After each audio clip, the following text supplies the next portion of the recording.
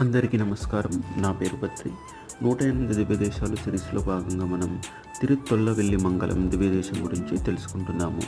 ఆత్రేయ సుప్రభుడు అనే మహర్షి యాగం చేయాలని ఇక్కడికి వచ్చి స్థలాన్ని శుభ్రపరుస్తుండగా భూమిలోని పూడికలనున్న కాంతివంతమైన ఒక విల్లు అంటే ధనస్సును, త్రాసును చూశారు. అవి చేతిలో తీసుకునబోతుండగా విల్లు పురుషుడుగాను, త్రాసు స్త్రీగాను మారారు. వారిద్దరూ కుబేరుని శాపం వలన తాము ఈ విధంగా విల్లు, త్రాసుగా మారి ఈ మట్టిలోని పూడికల్లోనున్నట్లు తెలిపి పరమపద ముక్తి చెందారు. అందువలన ఈ మహాక్షేత్రము తొల్లైవిల్లి మంగళం అనే పేరు పొందింది. సుప్రభు మహర్షి తను సంకల్పించిన యాగాన్ని అతివైభవంగా పూర్తి చేసి తనకు దక్కిన పుణ్యాన్ని హవిర్భావంగా దేవతలకు సమర్పించారు.